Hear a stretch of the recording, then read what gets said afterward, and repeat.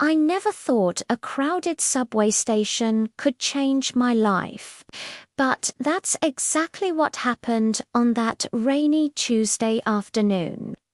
My name is Mia, and I'm the kind of person who thrives on chaos, the buzz of the city, chatting with strangers and jumping into spontaneous adventures.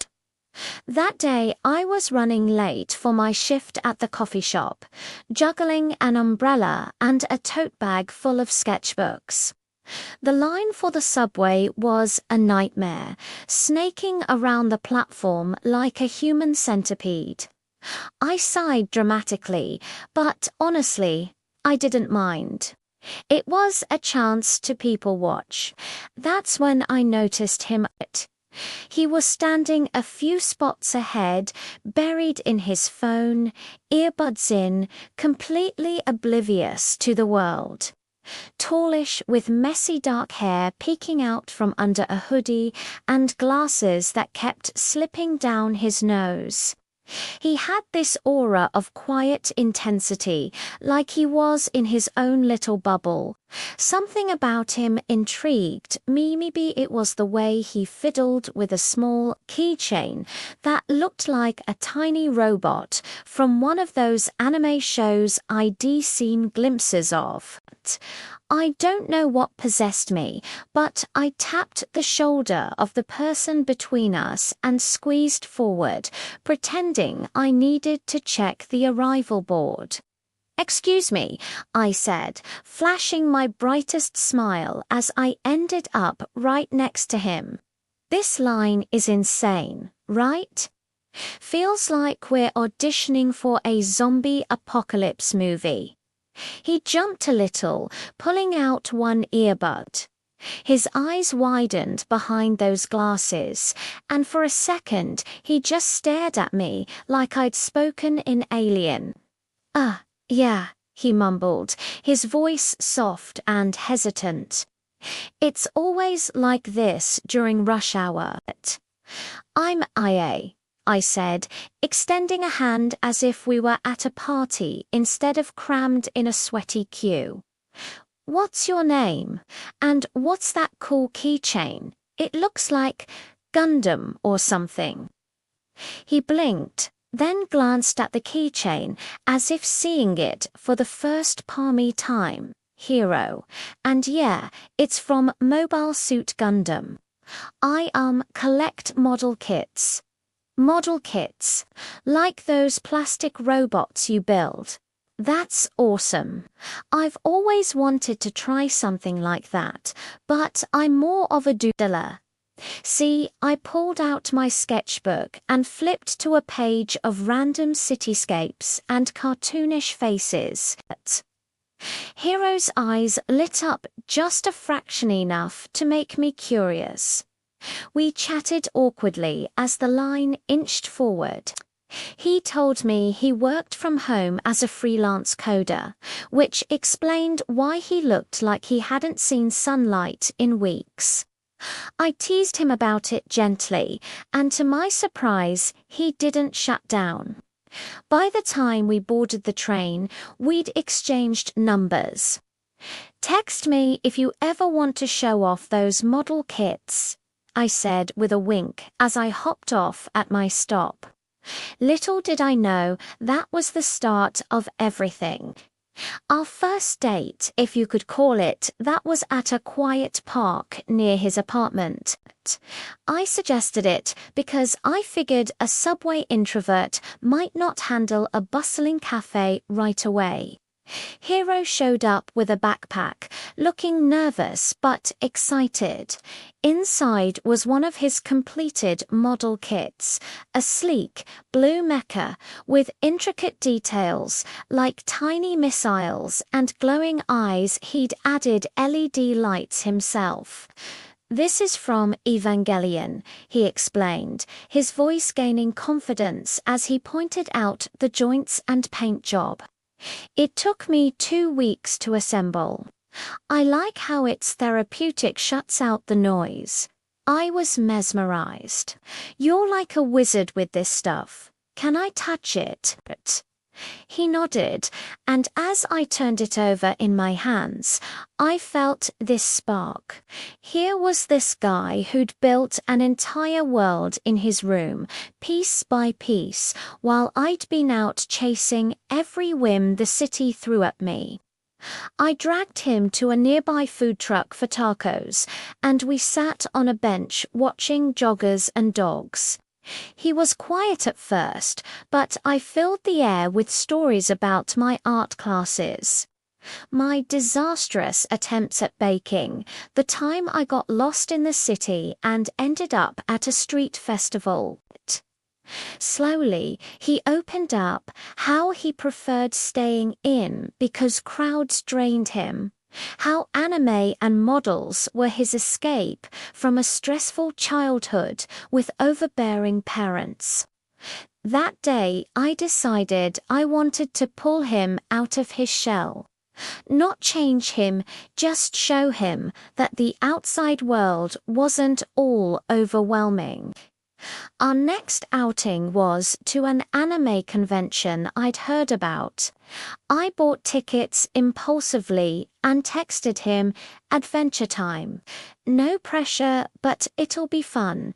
He hesitated but agreed. When we got there, the place was a whirlwind cosplayers in elaborate outfits. Booths selling merch, panels blaring theme songs. Hero's eyes went wide. He was in his element with the models, but the crowds made him tense up. I linked my arm through his. "Stick with me. We'll hit the quiet corners first." We wandered the vendor halls where he geeked out over rare kits, explaining the lore behind each series. I loved watching him light up, but I could see the strain his shoulders hunched when people bumped into us, his replies getting shorter. By midday, he needed a break, so we found a secluded bench outside. "Sorry," he muttered. "I'm not great with all this." "Don't apologize," I said, squeezing his hand. "It's okay to take it slow. That's what makes you, you." That was the moment I realized I was falling for him, not despite his introversion, but because of how it balanced my chaos. As weeks turned into months, our relationship bloomed in unexpected ways. I'd drag him to street markets or picnics, and in return, he'd invite me over for build nights. His apartment was a treasure trove, shelves lined with assembled models from Gundam, Leon, Attack on Titan, you name it. We'd sit on his floor, me clumsily gluing pieces while he patiently guided me, our fingers brushing over plastic parts. It was intimate, quiet, and perfect. And perfect. He started venturing out more on his own, to texting me photos of a new cafe he'd tried, or a park bench where he'd sketched, ideas for custom kits. But it wasn't all smooth sailing. Our differences started showing cracks early on. I loved social scenes, parties with friends, impromptu group hangs. Hero would come sometimes, but he'd fade after an hour, retreating to a corner with his phone. One night, at my friend's birthday bash, he lasted 45 minutes before whispering, "I need to go." I walked him out, but inside, I felt a pang of frustration. "You could have tried a bit longer," I said later, over text. "I did try," he replied. "It's exhausting, Mia, like running a marathon when you're not trained for it." That stung. I wanted him to share my world, but forcing it felt wrong.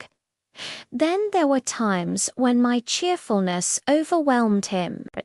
I'd burst into his place with energy after a great day, rattling off stories, and he'd nod along but seem distant.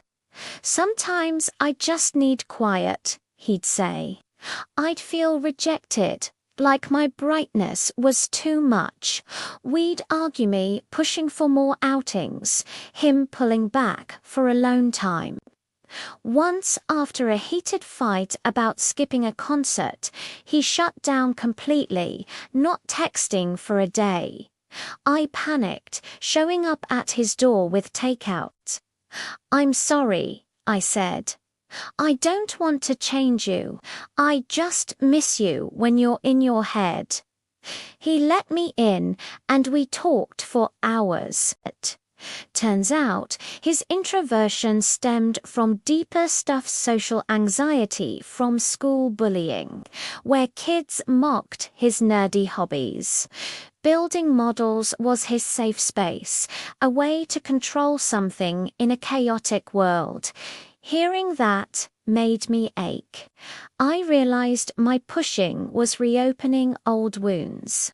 But he admitted he needed to communicate better too.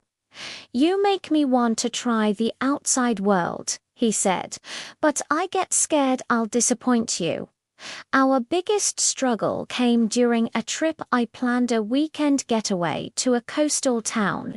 I thought it'd be romantic: beaches, hikes, local festivals. Hero agreed, excited about photographing spots that inspired anime landscapes. The drive there was fun. Blasting playlists, I snuck in some J-pop he loved. But on the first day, the beach was packed: tourists, vendors, noise everywhere. He froze up during a group activity I signed us up for: kayaking with strangers. Halfway through, he paddled back to shore alone, leaving me to finish with the group. That evening, in our tiny Airbnb, tension boiled over.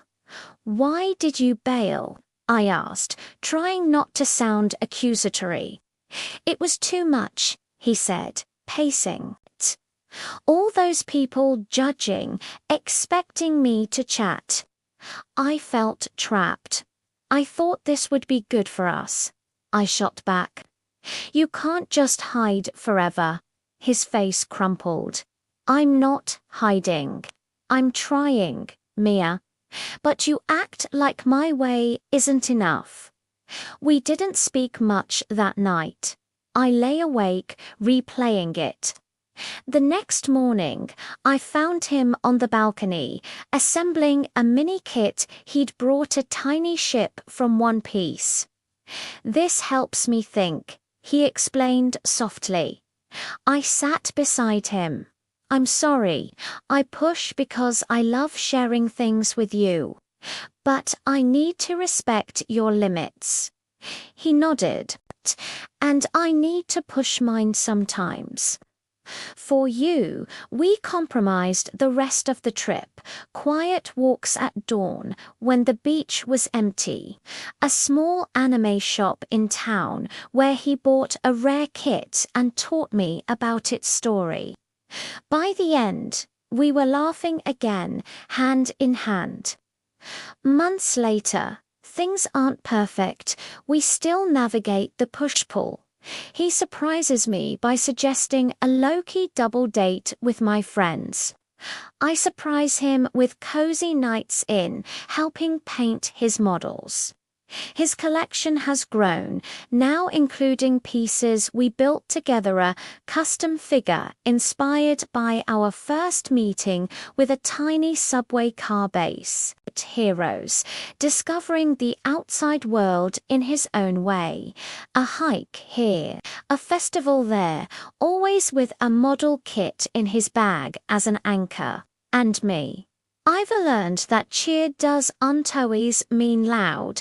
Sometimes it's the quiet joy of watching someone you love step out of their bubble, one careful step at a time. Our struggles make us stronger, reminding us that love isn't about fitting perfectly. It's about building something beautiful, piece by piece, just like his anime kits.